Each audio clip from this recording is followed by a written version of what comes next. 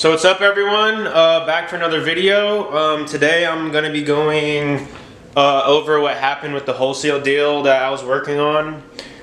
So yeah, we're going to be going over that, about like pretty much everything that went, I guess, wrong.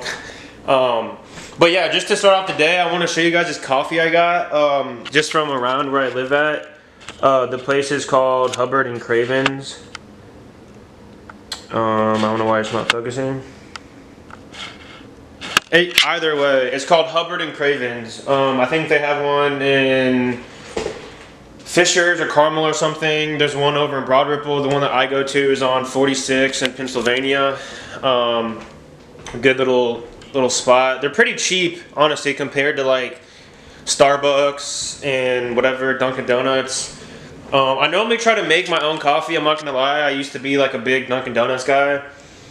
Just because it was quick when I was working in valet. It was super quick just to go grab that instead of like waiting. Because my dad used to always drink black coffee and he never had cream. When I used to live with my dad, he had no cream and no sugar or anything. And like, I don't mind drinking black coffee, but sometimes, you know, you just need like some iced coffee. So yeah, I'm gonna set up my camera and I'm gonna take a seat, and then I'll be sure to get going on this whole wholesale deal. I hope you guys will be able to learn something from this, and you guys are learning something through my journey, I guess, with my videos. And I'm still here if you have any questions. I'll be sure to reach out. I've been answering a whole lot of questions on through my email. But you guys can, you know, hit me up any way that you see fit. If it's on Snapchat or Instagram or my email or my phone number, anything you guys, like anything you have that you can ask a question, I'll go ahead and do that. So yeah, I'm here to answer questions. Go ahead and like, subscribe to the channel. Let's get started with today's video.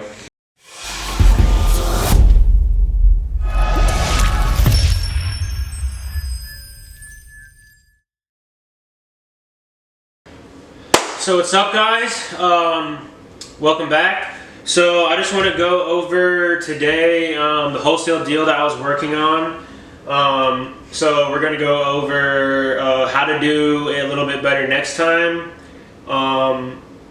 why it didn't happen, and what exactly went wrong with it.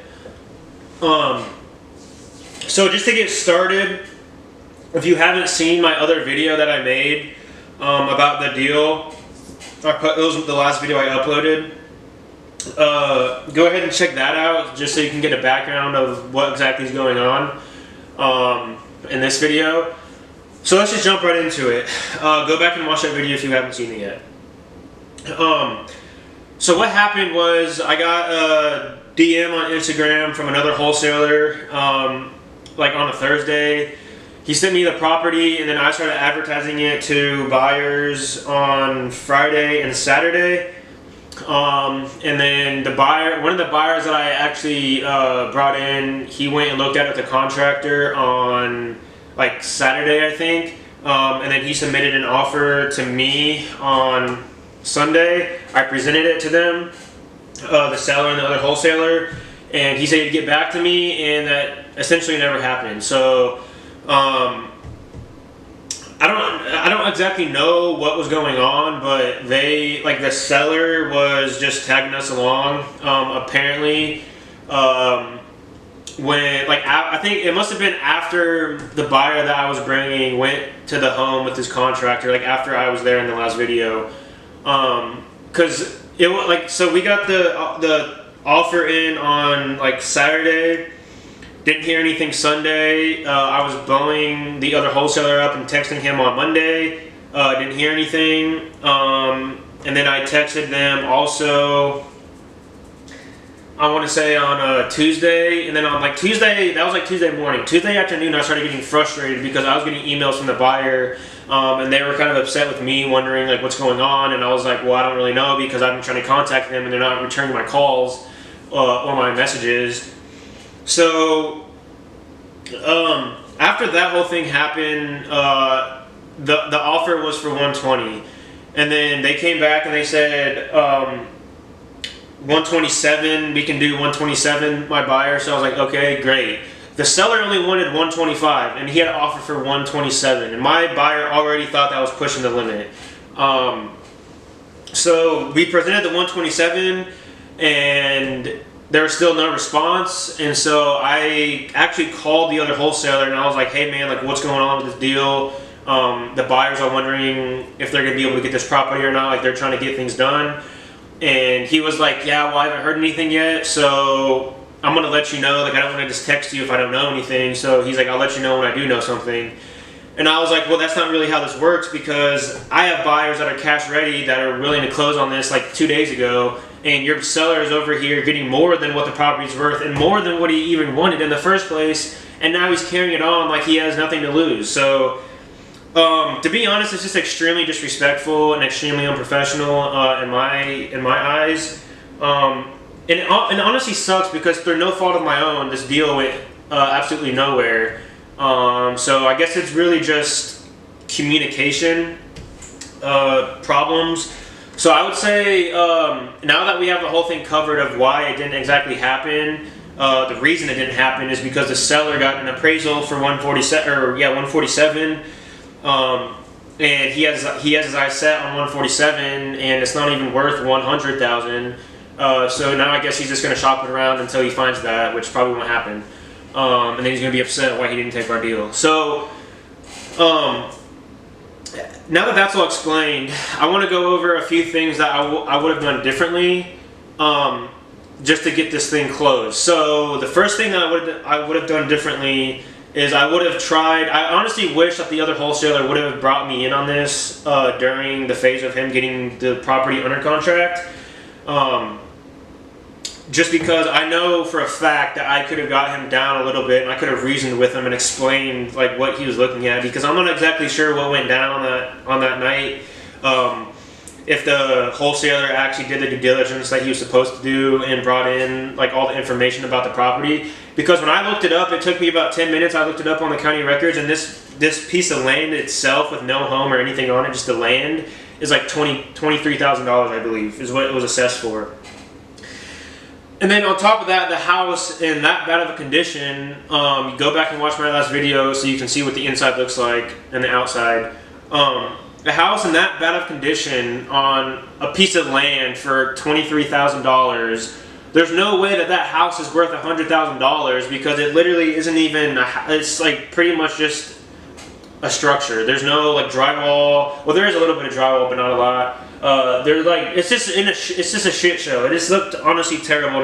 There's no way that guy, the seller, thinks that that house is worth $100,000. And then on top of that, he wants an additional $30,000, which doesn't make any sense to me.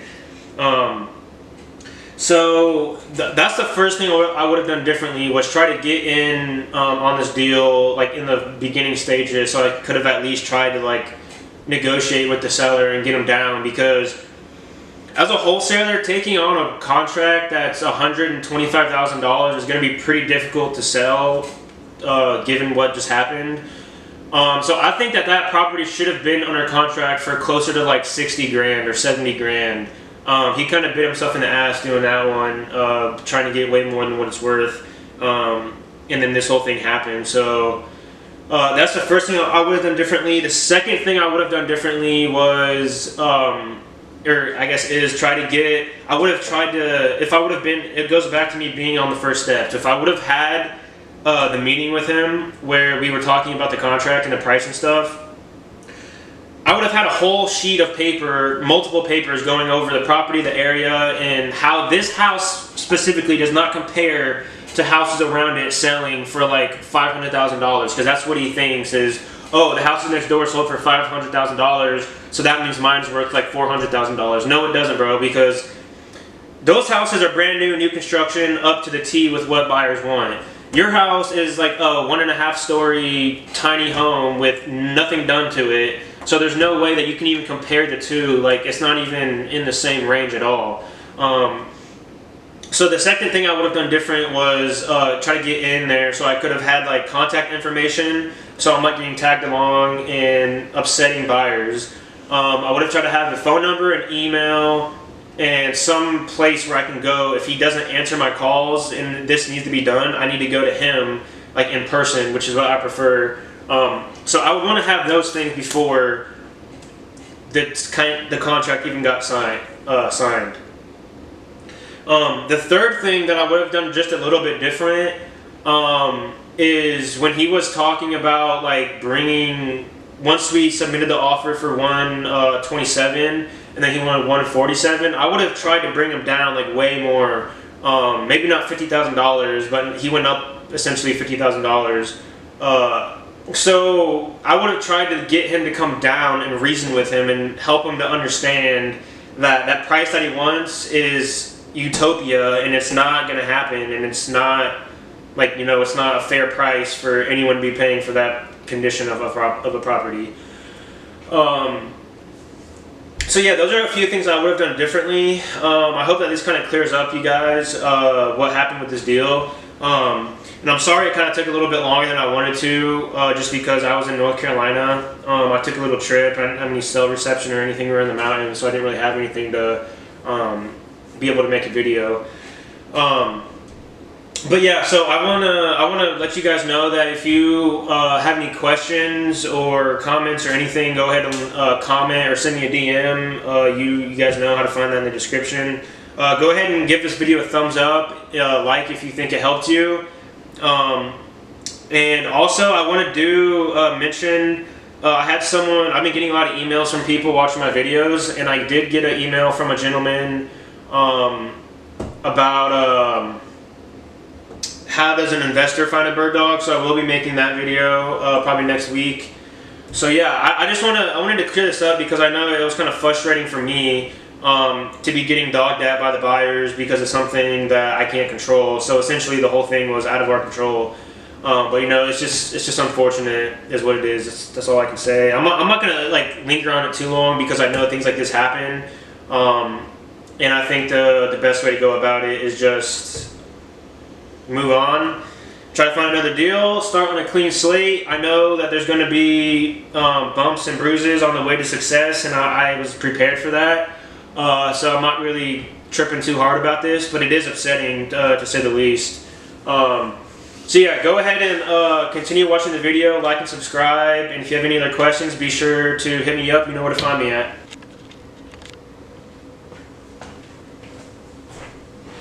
Sorry.